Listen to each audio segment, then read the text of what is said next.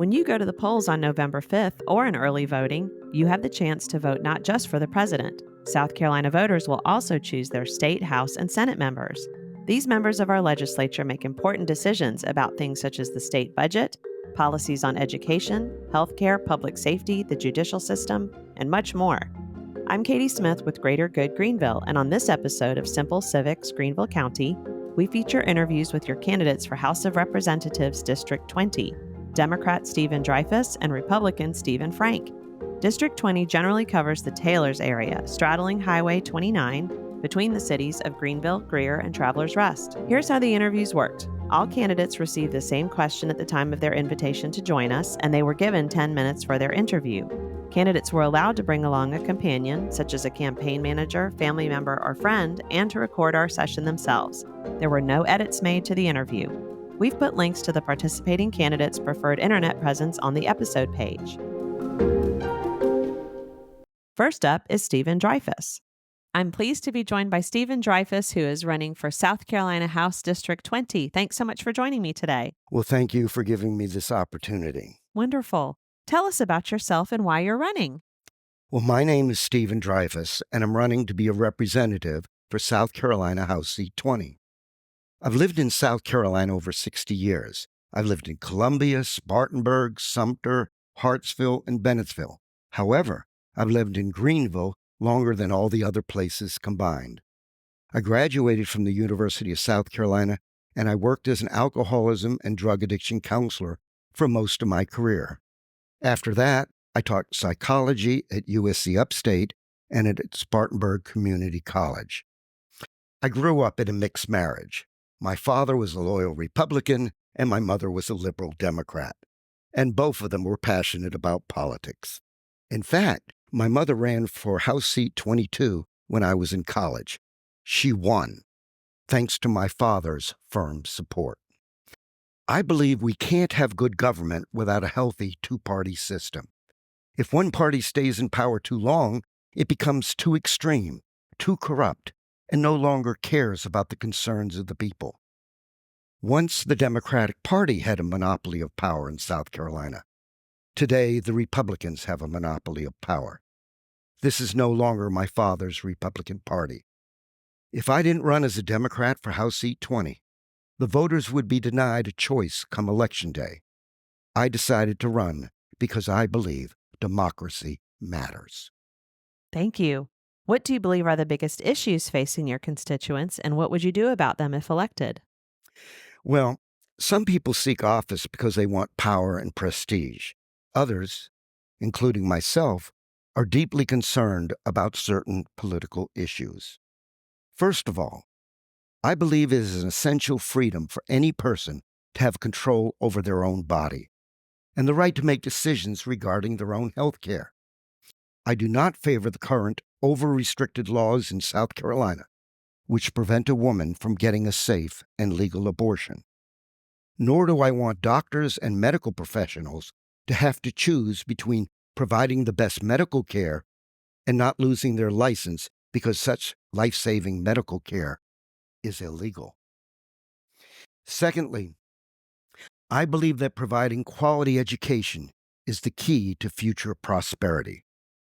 South Carolina education ranks near the bottom of the barrel. Teachers are so underpaid they are leaving our state to be paid more elsewhere. They have to pay for their students' school supplies out of their own pockets. Moreover, teachers simply want to teach without so many bureaucratic restrictions that they can't do their jobs. We need to change the way education is funded. When education is supported by property taxes, those who live in wealthy suburbs can get up to 3 times more tax dollars per student than those who live in poor rural areas. This is wrong and unfair. Many of my college students could barely write a complete sentence. South Carolina can do better. Third, we need to protect our environment and do what we can to prevent catastrophic climate change. We need to install charging stations throughout the state so people can buy an electric car if they choose. We need to prevent HOAs from preventing homeowners from putting solar panels on their roof. We may need to make sure government buildings don't set the thermostats for air conditioning below 72 degrees in the heat of summer. Recently, I complained that the Pavilion Recreation Center has air conditioning trying to cool an immense gymnasium locked in at a frigid 64 degrees. It's so cold that the automatic heating system kicked in. It is insane to waste energy, waste money, and do this only contribute to global warming. Thank you. What would you do in the first 30 days after being sworn in? What I wouldn't do is attend any free dinners sponsored by lobbyists who hope to curry favor and get easy access to legislators. I intend to work for the regular people of South Carolina, not for special interest groups and huge corporations. What I would do is try to establish good relations on both sides of the aisle. If I become elected, I will still most likely be a member of the minority party. So I intend to introduce a nonpartisan issue both Democrats and Republicans can easily embrace. Keep daylight savings time all year long. That way, we'll never have to worry about resetting our clocks or adjusting to it suddenly getting darker 1 hour earlier. Other than that, I fully intend to serve with as much honesty, integrity, and moral intelligence as I possibly can. Well, thank you so much for joining us today, and thank you so much for your willingness to serve the people of the state. Thank you. Next up is Stephen Frank. Well, I'm so pleased to be joined by Stephen Frank, who is running for South Carolina House District 20. Stephen, thanks so much for joining me. Katie, thanks for having me today. Well, please tell us about yourself and why you're running for office. Well, I'm a Greenville native. Grew up as a faculty kid at Bob Jones. My wife and I have been married for 14 years. We got 4 beautiful children. I own an insurance agency. We specialize in commercial insurance and risk management. My family's members of Ridgewood Church in Greer. Got a wonderful church family over there. And I'm running for the state house because I believe that our rights come from God and that the first order of government is to protect and uphold those rights. Our government has failed to protect our rights. We got to stand up to it. And so I'm running to be a part of the solution. As your voice in Columbia, I'll fight for limited government and more freedom for we the people. Thank you. What do you believe are the biggest issues facing your constituents, and what would you do about them if elected?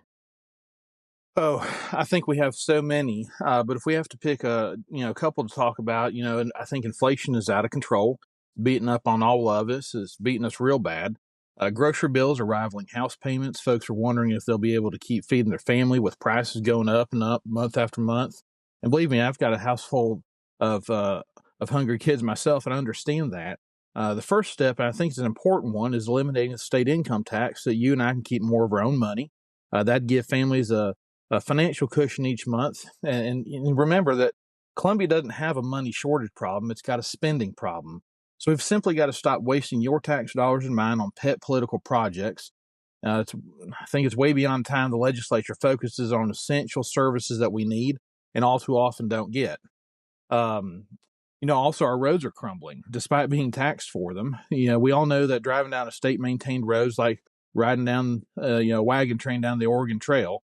Why can't we just have the roads we deserve and are already paying for?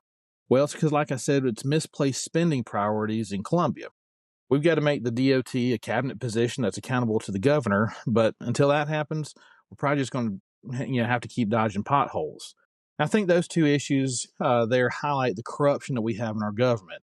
Everybody suspects corruption exists to some degree, and it's often, not easy to discern where it is and how it happens. But if we can clean up South Carolina government, then we can all enjoy more freedom and more prosperity. Thank you. What would you do in the first 30 days after being sworn in? Well, it's time we get rid of the income tax, but not just because, I want to make South Carolina more competitive or a better place to be. Taxation's theft, pure and simple. We just got to quit stealing your family's income. I think we need broad tort reform. Our state law right now allows people and businesses to become victims in lawsuits where they wouldn't naturally be liable. We're experiencing a sort of a judicial socialism on a pretty grand scale, and we've become one of the most litigious states in the union. South Carolina is ranked with corruption, so I think we absolutely must reform our judiciary and how we select judges. We're one of only 2 states in the entire union where legislators elect the judges. So when 48 out of 50 states are doing it different than us, that might ought to tell you something. So we need change, because this cozy arrangement keeps violent criminals on the streets, and a lot of legislators are also lawyers. And so they're picking the very judges that they're going to argue their cases before. And remember, lawyers are often paid when they win. So this little arrangement not only puts money in the pocket of those lawyer legislators, it also keeps bad people from being put behind bars. It's wrong, and it's got to be stopped now. It also feeds back into that problem I just said with tort reform. Our lawyer legislators have created a pot of gold and paved a road to get to it.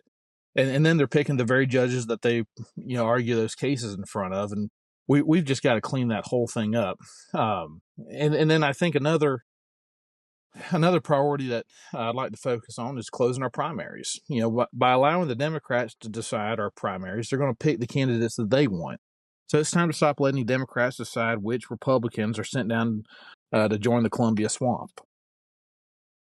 Thank you. We have a little bit more time. Is there anything else you'd like to share with listeners? I don't think so. That pretty well sums up the thrust of the campaign this year. Great. Well, I really appreciate you joining us, and I'm grateful for your willingness to serve. Thank you so much. I appreciate you having me today. Simple Civics Greenville County is a project of Greater Good Greenville. Greater Good Greenville was catalyzed by the merger of the Nonprofit Alliance and the Greenville Partnership for Philanthropy. You can learn more on our website at greatergoodgreenville.org.